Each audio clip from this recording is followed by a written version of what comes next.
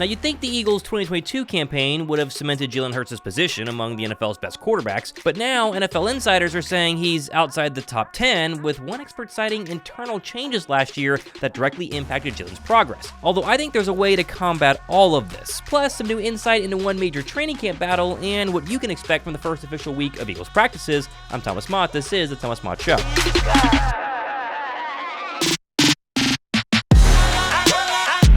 Well, we finally made it to the last week before Eagles training camp, and the news this weekend was a lot more than I expected. First though, how about all the important training camp dates that you need to know for next week? Starting with both Eagles rookies and veterans reporting to the NovaCare Complex on Tuesday, July 23rd, and that officially will be day one. By the way, I hope you guys are as pumped as I am to finally get out of the fake news cycle we've been in for the past couple of months and get real on-the-field stuff when training camp starts. Can we get 500 likes on this video for that? Now, the Eagles won't practice on July 23rd. That's just the report date. They'll probably get sized for helmets and cleats and all the usual check-in process stuff. But they'll be on the football field the next couple of days after that, and we should have full-speed practices very, very quickly. By the way, make sure you guys sub to this channel, as I'll have daily reports updating you on everything happening with your birds during training camp. Now, we also got some Instagram training updates from a couple of Eagles this weekend, including Eagles safety Sidney Brown showing off his speed and how about the agility 5.5 months post-surgery. Brown looks pretty solid here. It's a short video, but my guess is he's still going to be a little limited during training camp. His progress is very positive, the fact we're not even, half a year removed from going under the knife, but I think overall we should expect Sidney Brown somewhere the first quarter to first half of the season to be quote-unquote 100% ready. Next, how about some more practice footage of Saquon Barkley continue to get back into quote-unquote football shape? And how about Bryce Huff running through some drills here? If these don't get you fired up for camp, then maybe Charles Barkley's guarantee will?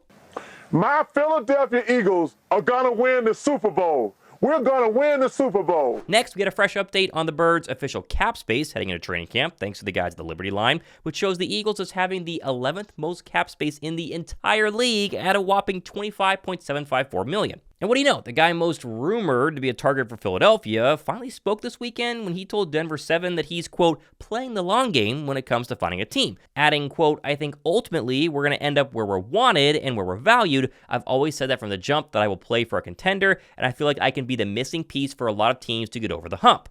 Which, if you run that quote into Google Translate, it comes out directly as, let me know when you have an injury at safety and want to offer me a real contract. Personally, I feel pretty confident with Blankenship after backup safety Mekhi Garner told me on my channel last week that people don't realize just how special the Ghost is going to be this year. Oh, man.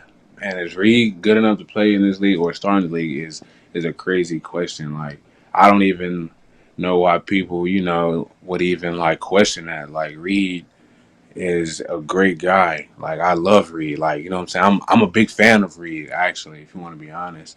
Like I said, when I walked in, Reed not only was Slay, JB and the other few guys, but Reed was probably the most open one, like, you know what I'm saying? Like, who wants to welcome other people in, and actually, like, take people under his wing and be like, man, like, I paved the way. This is how you should do it. Like, if you're an undrafted free agent, or if you're a freaking draft pick, like, you know what I'm saying? Like, special teams is your way into the door, right? That's how you get your foot in the door. And then let your talent, whatever God gave you, let that take its place. But, man, how you get your foot in the front door is special teams. And I feel like Reed has paved the way on how undrafted free agents should come into this game. Now, we also got some fresh insight into one of the Eagles' biggest training camp battles, the right guard spot over the weekend, when NFL insider and very close friend of Lane Johnson, Brian Baldinger, told the guys at BGN that Mekhi Becton is a serious contender to start at right guard week 1, saying, quote, he's the best run blocker the Eagles have. If he's healthy, he will play right guard for them. They are working him in there. I would keep an eye on Mekhi. He's on their depth chart backing up Mailata right now at left tackle. He's a very big guy. I think Becton has a shot at being right guard right now. Tyler Steen probably has the advantage there because he knows the Eagles system. Now, personally, I'd be very surprised if Tyler Steen is not the week 1 starting right guard because he's kind of been the Cam Jurgens of the right guard spot, like just kind of wait in the wings, you're up next. But you can't argue that Becton has all the tools to be a great offensive lineman, and honestly, I really don't care who wins this job. All I care about is putting the best 5 guys in front of Jalen Hurts to make sure he's 100% protected and healthy and can do what Jalen does best. Oh, and speaking of Jalen Hurts, the Jalen Hurts Nike NFL t-shirt giveaway from last week. The winner is, drumroll please, Joey Farrell 6102, who, funny enough, said here, he never wins giveaways. So there you go. You just won the giveaway, the random selection. Joey, go into my description box and send me an email. You'll be all detailed out there. Need proof that it's you, just a little screenshot of you signing into your YouTube account, and also go ahead and give me your size, and I'll get that shipped out to you as soon as possible. Oh, and I'm trying to figure out what I should give away this week. Maybe go to Fanatics and let me know in the comment section what you would want to win. I might pick that for a giveaway happening in a couple of days. Now, speaking of Jalen Hurts, ESPN just released their annual NFL Top 10 quarterback rankings for 2024 based on NFL execs, coaches, and scouts. And their list is, honestly, pretty much what you'd expect. I mean, Patrick Mahomes, Joe Burrow, Josh Allen, Lamar Jackson, and Matt Stafford round out the top 5, followed by Justin Herbert at 6, Stroud and Aaron Rodgers, then Jared Goff and Dak Prescott.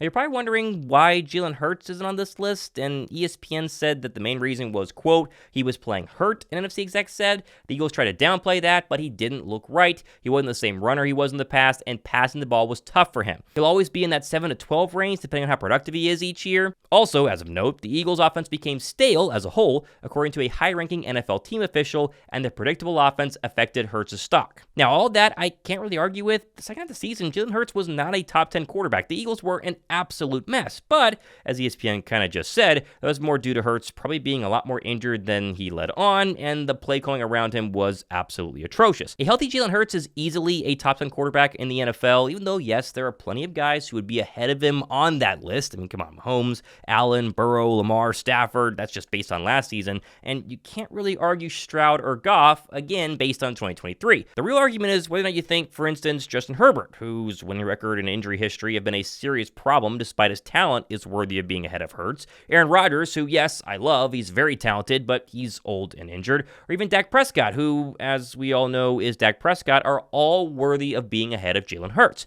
Personally, I think the Prescott argument is an easy one. Like, Dak hasn't won anything and choked massively in the postseason last year, and Jalen Hurts' 2022 campaign can't be ignored, where he was the MVP favorite the majority of the season and still outplayed Patrick Mahomes on the biggest stage in football. That season alone should be enough to put Hurts ahead of other less accomplished quarterbacks like Lamar, Herbert, Stroud, and Dak, although I get the argument here this is based on last season, which again is why Hurts is outside the top 10. Still though, it's a preseason ranking, right? It doesn't really matter where Jalen Hurts is preseason, it matters where he's ranked postseason. If we come back this time next year and he's top 5 quarterback, then it all doesn't matter because it proves he had a fantastic 2024 season. Now, all this concern around the league might have something to do with the fact that Hurts' progression into being a complete quarterback seemed to kind of hit a pitfall in 2023 after, again, what was a meteoric rise in 2022. And I thought this little clip from Inside the Birds and NFL expert Greg Cosell was very interesting if you're an Eagles fan wondering exactly what went wrong with Hurts last year. What I'm about to say, and I'm just going to tell you this in all honesty, because I spoke to